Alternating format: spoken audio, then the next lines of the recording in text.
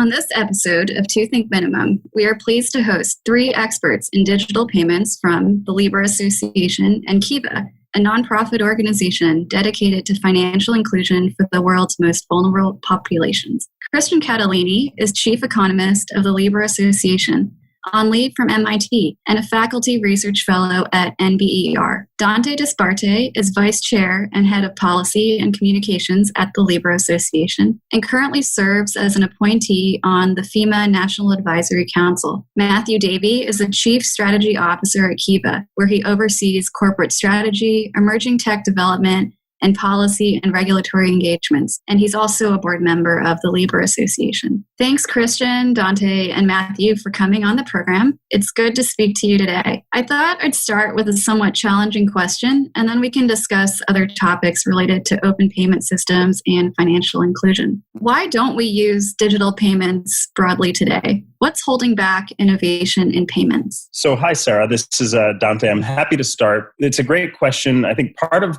what is making this broadening the base of innovation for payments and what I call breaking down the barriers of the walled gardens around the world is, one, we have not yet had technologies that will allow us to scale the perimeter of payments and basic financial access, while at the same time not sacrificing the type of security and protections we have come to expect of mature financial systems. So there has been, up until now, a technological deficit. This is part of the reason why so many blockchain adherents and cryptocurrency adherents originally started as challengers to the traditional financial system, because it was all about democratizing access to payments, value, money, and these concepts that underpin that around self-sovereignty, among others. I think that's challenge one. Challenge two is, of course, in many respects, the world's regulatory frameworks have failed to keep pace with enabling broad-based innovation and enabling the types of coalitions that are now forming around building infrastructure that would support payments at scale and support cross-border use cases. Those would be the two areas that I would identify as the inhibitors for why we haven't yet seen much more innovation in this domain yet. Yeah, and I think, from an economics perspective, there's the additional challenge that the current infrastructure is not truly interoperable. And so what you see is a replication of siloed solutions that don't typically transact with each other. And from a consumer and merchant experience, that has led to less competition. So one of the key goals of Libra is really to develop something that looks a lot more like an open technology standard, like those that we use every day on the internet. And that allows a number of different entities to work with each other under the same protocols and standards, and really lower switching costs and really the ability for anyone to transition, whether they're a consumer or a merchant, between different solutions over time. We hope that by lowering barriers to entry, we can also introduce more competition in these services and eventually enable a range of new products and services that don't exist today around payments, mostly because of the lack of competition.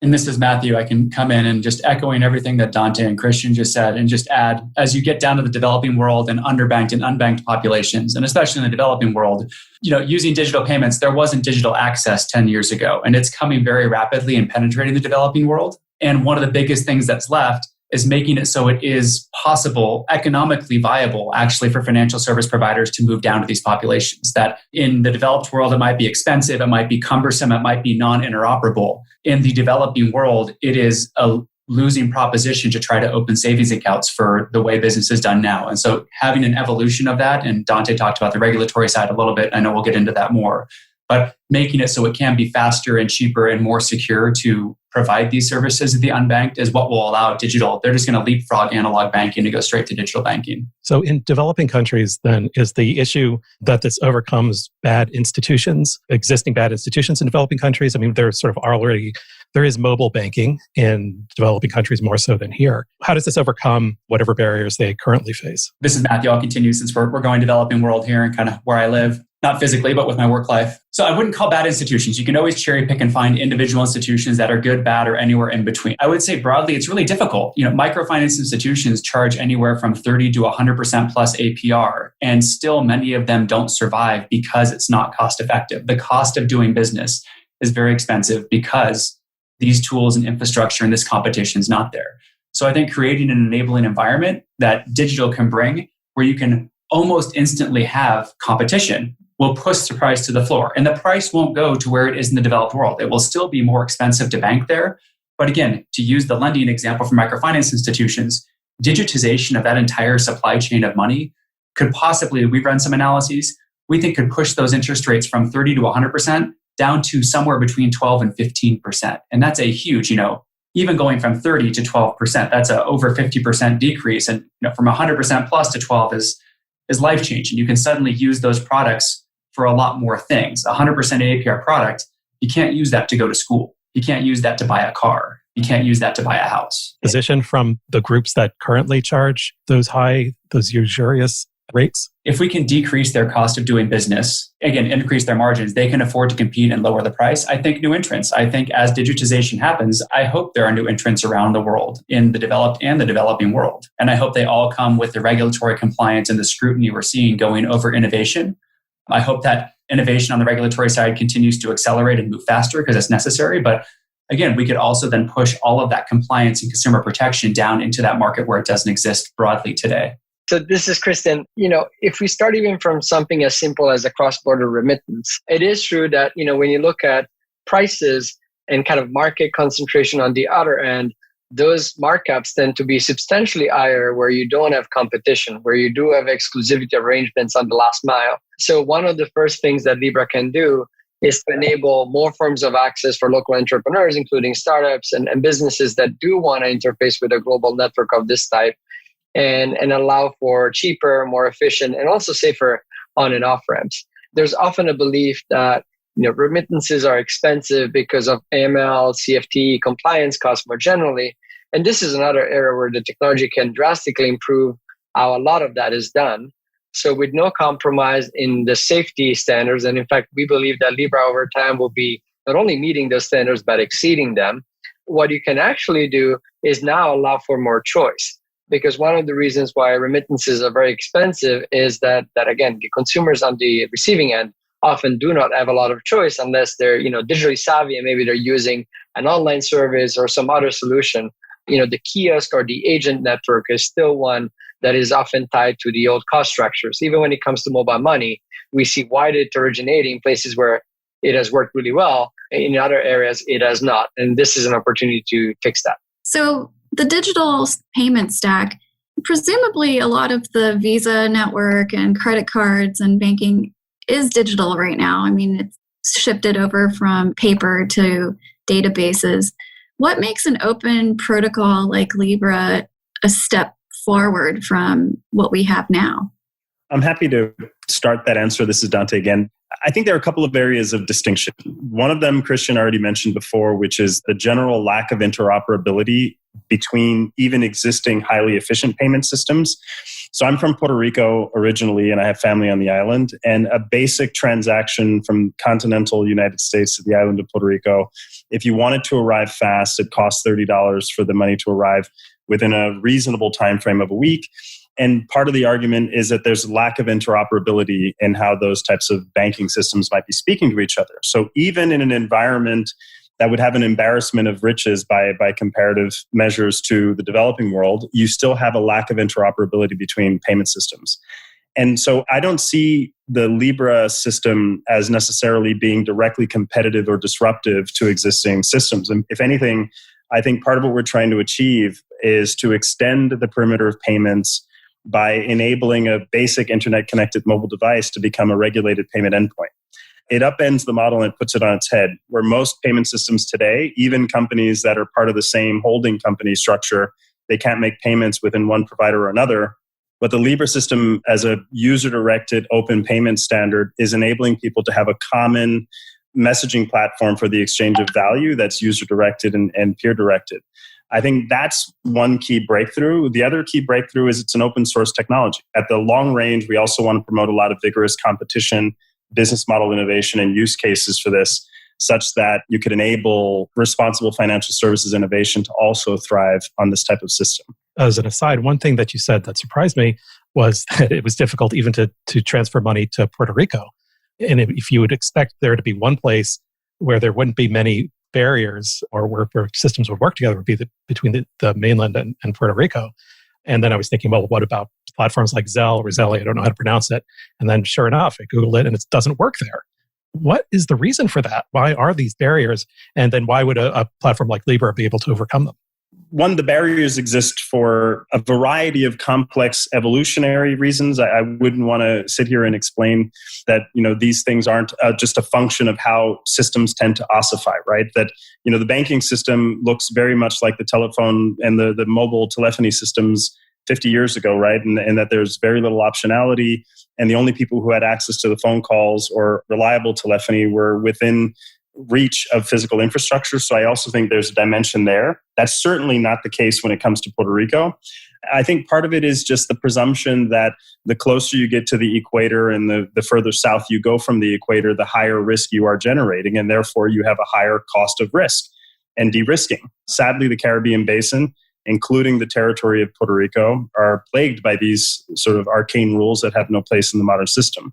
The inherent aspect of our design, the blockchain that we're using as a public blockchain, the fact that the Libra Association will stand up a financial intelligence function and a compliance function and will abide by prevailing requirements around anti-money laundering and illicit finance and so on, means that we're able to say to the world, financial inclusion and compliance and risk management are not trade-offs. The three things can move in lockstep.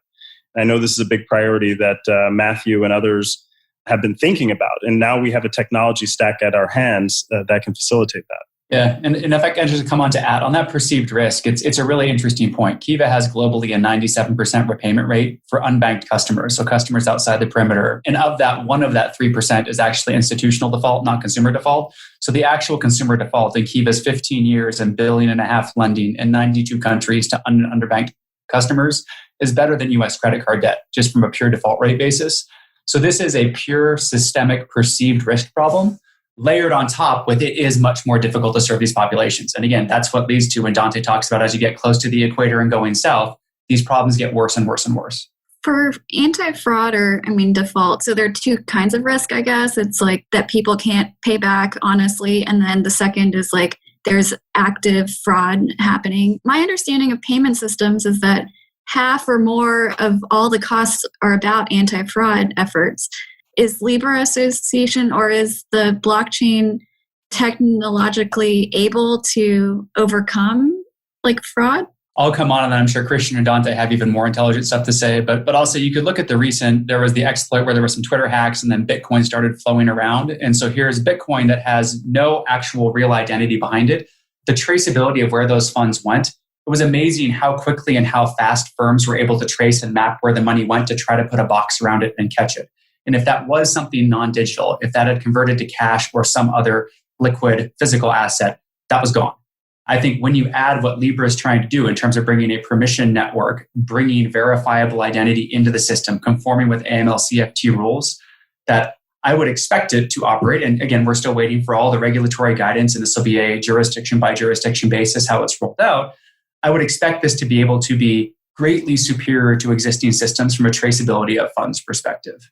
And maybe I'll leave it to my colleagues to have much better detail on that. The only thing I would add to Matthew's excellent point is obviously we're seeking, I think, a permissioned path, right? So Libra as a project is asking for permission rather than forgiveness. Unlike, many technology efforts in the past where you regulate ex post facto, we're clearly trying to launch a payment system that is regulated, that abides by a range of different standards. But on the score of protecting the financial system, to Matthew's point, blockchain-based payment systems, even ones without the type of structure we're putting in place, offer a lot of security when it comes to tracking and tracing capabilities that the counterpart of traditional fiat currencies do not offer. That has to be a part of the design principle here to ensure, again, extending the perimeter of payments and being able to support these types of cross-border use cases is done in a manner consistent with existing regulations. And just to add to that, I think the upside and the potential of the technology in the long run is also the intersection of things that the public sector may care about. Going back to the recent COVID experience, I think a number of countries struggle with simple things like cash transfers. And so when you put that into kind of an international perspective, challenges where, in the US, people had to wait for multiple weeks for their checks to arrive, the stimulus package, that's problematic in emerging economies. And so a network of this type could also enable simple things like that, where you can take advantage of the digital technology for something that enables a cash transfer at a lower cost with better compliance and in regions that are currently underserved. So these are all areas that we think have potential in the long run and lower the cost of really, having a precise audit trail and delivering aid or other type of support at the right time in the right place. So I started my career at the World Bank, and at the time I worked on competition and telecommunications competition, and that was when mobile companies were just beginning to set up, and of course they're all mostly indigenous local wireless companies. And some of what you said reminded me of that at the time, most of the big Western companies ignored much of the developing world because they thought, and people, the World Bank thought, and there was just general thought that low-income people, there was just be no demand for mobile phones among them. And of course, that turned out to be just incredibly wrong. And that sounds similar to what you're saying with the very low default rate in Kiva. But one of the things that helped mobile phones succeed as separate from the state-owned incumbents was that everyone thought that there would be no demand. And so they just kind of allowed these firms to enter, and the incumbents didn't block them. But you're taking a different path and you're telling everybody, hey, we're coming. Are you worried that everyone who has something to lose is going to try to stop you? I'll come in from the Kiva perspective for the developing world. Bringing the technology and bringing the consumer protection and the regulatory compliance, I would call equally important. And so I'm very happy. And one of the reasons we're very happy to do this long game with Libra and to go through with these regulators asking permission, not asking forgiveness later, is that the ability to bring that compliance, a lot of people think of it as a burden, but there's a lot of benefits that those of us who think of it as a burden don't realize all the benefits of that consumer protection that comes with it. And so does it make it a longer term? Yes. Can it make it so that it seems like compliance and innovation are at odds? Yes, but they're not. It's just doing it this way will take longer and we'll get it done more right so that it's better that we, in my opinion, reach vulnerable populations with new products and services. We do it right, not that we do it fast. So I have a money question about Libra. So Libra is kind of a global open standard. How much of it will involve, exchanging currencies? Is that something that happens at a certain point in the stack? I think part of the concern of regulators is, there's a reason why there are different silos in the financial system, and it's so complicated. How does it all fit into one stack? Yes, let me take maybe a step back. So, in White Paper 2, we laid out a vision where, we see Libra eventually integrating with public sector efforts, whether it's wholesale, central bank digital currencies, or synthetic CBDCs. But in general, we want to build a network that the public sector can interface with. And as these new assets become more digital, they're already somewhat digital, but they're definitely not programmable or interoperable across each other to the extent that, you want to enable, for example, a cross-border payment in many of these cases. The evolution is not one for Libra to keep operating a Libra reserve, maintaining, the short-term treasuries and cash to back those coins, but to upgrade and essentially link with the public sector. What we want to enable is a vision that gives maximum flexibilities for central banks around the world in how they want the Libra network to interoperate with their own rails, whether it's upgrades to RTGS systems or to any other existing payment infrastructure. And for that vision to be materialized, one step would be supporting more of the single currency stablecoins over time. Of course, that's something that can only happen in collaboration with the public sector. And so the vision, again, that we laid out is one where we are open to collaboration and to really identifying on the Libra side, what do we need to build so that this network can interface with the different types of arrangements that I think we'll see emerge in different regions of the globe. We will be starting with a small subset of single currency stablecoins. And in those markets, you can already envision a number of domestic use cases like payments to merchants and other digital payments kind of being supported on day one. But where you do not have a single currency stablecoin, then the domestic use cases, of course, are not going to be really relevant. And the main use of the network will be for sending money cross-border, whether it's a remittance or some other type of payment. As you know, we've retained this concept of a multi-currency LBR, which is essentially, similar to the SDR, is essentially aggregating in fixed nominal weights the constituent single currency stablecoins, mostly because we believe that could play a role in some of these cross-border payments as a low volatility neutral currency that can be used when sending money abroad, especially to a country that does not have a single currency stablecoin on the network yet. Now, of course, what needs to happen for the network to be useful is in those regions, there needs to be good cash in and cash out options so that the receiver can then convert that and spend that on local goods and services. And so this is something that will take time. And I think, as Matthew was mentioning before, the cost will be higher at first, and over time, we hope through competition and the integration with multiple players, those costs will come down. To your broader question about kind of, Libra and how it plays probably also within the kind of macroprudential policy concerns, the vision, again, is one to complement and extend the functionality of fiat, not to compete with monetary policy. That's, is the remit of the public sector.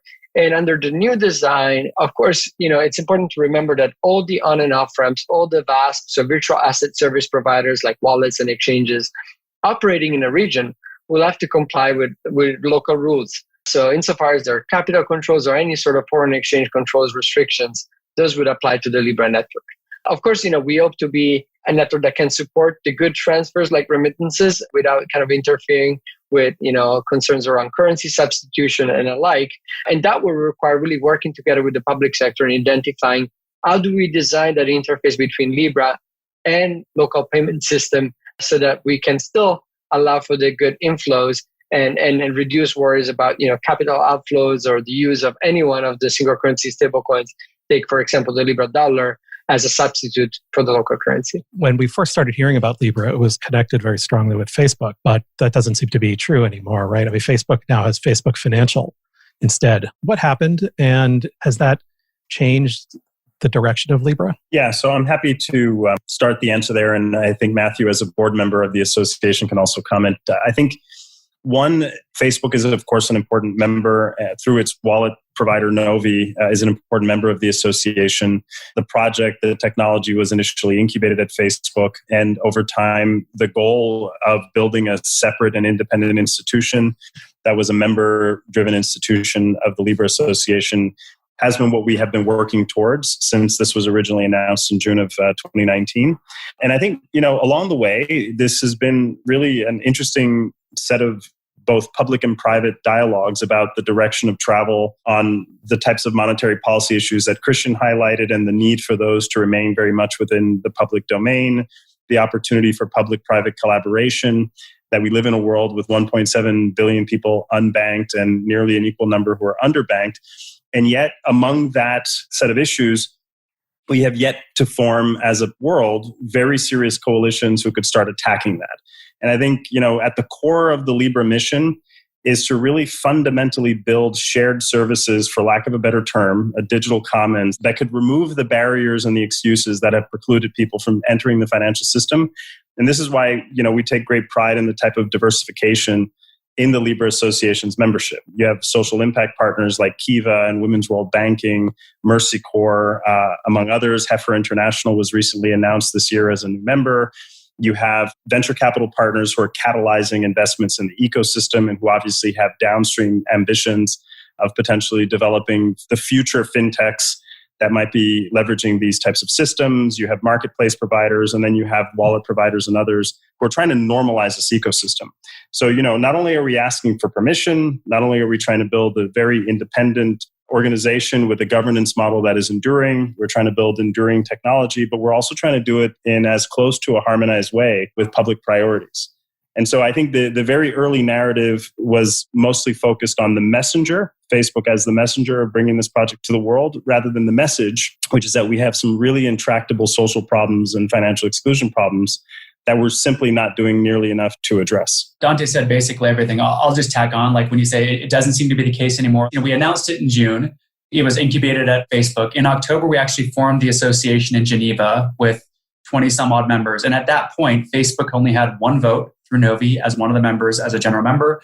And it was elected, David was elected as one of 5 board members. And so since that date, this has actually been operating and gaining its independence as it staffs up, as we get Christian on as our chief economist. Dante's been on longer than that, which is great. As we staff it up, I think it becomes apparent to more that it's independent, but the governance has been independent for almost a year now. And I do think you'll see that over time, that Facebook is a very important stakeholder, very important to help incubating this and helping bring all of the other stakeholders together. But this is truly a collaborative mission of all of us going out, trying to envision this future of fintech and how it can be more inclusive. And that's why you can have folks like all the social impact partners on board, is because of that alignment towards what this could actually provide downstream. Yeah, and building on that, again, for the project to succeed, you need many players on the same ecosystem. So it's going to be important to have multiple wallets, to have multiple merchants, to have multiple payment service providers.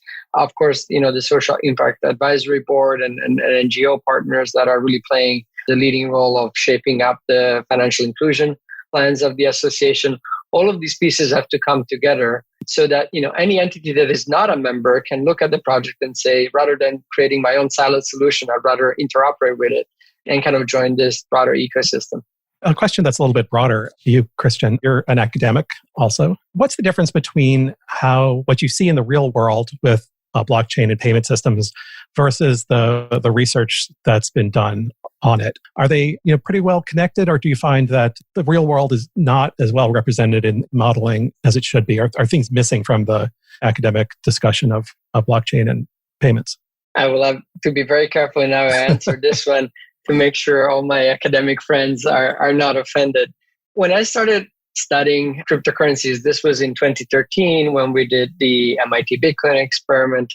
The idea was always to understand, from an economics perspective, this is a technology that clearly, around blockchain cryptocurrencies has very high potential to democratize access to financial services, systems, and to enable an array of new products and services that will be beneficial to society, especially when we think about financial inclusion and segments that are completely excluded because of the cost structure and because of how the system is designed today from equal access. And I think, when I started working on this project towards the beginning of 2018, I was growing increasingly frustrated with the fact that there was a lot of work and experimentation, but when you looked at problems actually being solved, there wasn't as much progress in terms of solutions that were delivering on that promise. I think there's, as always, really important work being done by academics from an array of kind of fields of economics and related areas of discipline. What often happens is that academic research, because of also the incentive systems, rewards certain type of work, certain types of paper, and there's often a disconnect between some of the theoretical pieces or some of even the applied pieces and the phenomena. And that was something that in my research, I always felt was really important to be close to the phenomena. And so my hope is that maybe even also through efforts like Libra, and I think we're seeing some of this already happening around CBDCs, we did create a resurgence in interest in upgrading payment systems, things that were considered, I think, very boring, but are actually quite important to society. And so my hope is that over time, there will be more applied work that actually reflects what the technology can and cannot do. And that will require actually a lot of collaboration and interactions between economists, for example, but also computer scientists, legal experts, because what makes this field fascinating is that you need multiple areas of expertise. And I think a project like Libra is an example of that. You can't innovate in this sector without bringing, a clever engineer that has been thinking about protocol level design, like Dalia, who's the lead developer of the Libra Association, without some economic thinking, without the legal constraints and kind of boundaries of how to really design new products and services. And of course, then the expertise of people like Matthew that actually understand what the real problems are from a financial inclusion perspective. That's been the most fascinating part of my journey, on leave from MIT, has been learning about all these other pieces and trying to kind of fit them together with these teams. There are a lot of other projects happening in this space. It seems like kind of a Wild West. And I think a lot of regulators are skeptical because some competing projects aren't asking permission or just going forward. And you see these, big blow-ups or fraud, etc. Does Libra Association have a point of view about other projects, or is it more like keep your head down and build and survive and then let everyone else fail and build what you need to build? What do you think of all the other projects out there? Yeah. So like Christian, I too have been a careful student of crypto developments and blockchain and the ICO bubble and how many regulators and others, their first experience with this asset class might have been through a ransomware attack, which is a greater indictment on cybersecurity than it is an indictment on the payment mechanism. And I see this as, in some respects, an all ships rising moment for the asset class because the conversation has now entered the main stage. We have had 3 public hearings in the United States where the case for financial inclusion could be made. We have had countless hours of global conversation and dialogue. We have more than 70% of the world's central banks thinking about CBDC. We have certain countries advancing leaps and bounds over others in terms of the design principles. And I would argue that we're in nothing short of a standards war potentially on the future of money and the future of payment networks. And so in that vein, of course, we're not blind to the fact that this is a competitive ecosystem, but we're very, very deeply focused to our core priorities. Get it right over get it fast. Ensure that at the end, the network performs the functions it has to perform at the technological, organizational, and regulatory levels. And then thereafter, over a long period of time, you'll catalyze an ecosystem around it. Much like you have seen with mobile money, much like you have seen with the ability to develop app stores and have communities and ecosystems, we're very deeply committed to that. And what unites all of the members in the project is that common cause and that commitment to that type of mission. And then along the way, many projects will come and go. We argue that not all stablecoins are created equal, but we also argue, as Christian just pointed out, that a stablecoin construct perhaps is a bridge to public sector innovation and digitizing their own currencies. When that ever occurs, I think the world will be a better place for the fact that a network like this exists that can support last mile delivery and can support users having more access to a lot of the basics we may take for granted. Yeah, and on that, just to add a few thoughts, I think it's important for there to be competition even across networks and across projects. So, that will make Libra a better project. So I think it's great to see that there's a number of initiatives from public, private, to all sort of other engagements, and we can all learn from each other in terms of how to design the future of financial inclusion and financial services. Great. Well, thank you all for coming on and giving us a little bit of an introduction to Libra and payments. Seems like it's an ecosystem that's developing and there's no turning back, really. So you might as well start catching up and keeping an eye on this sector.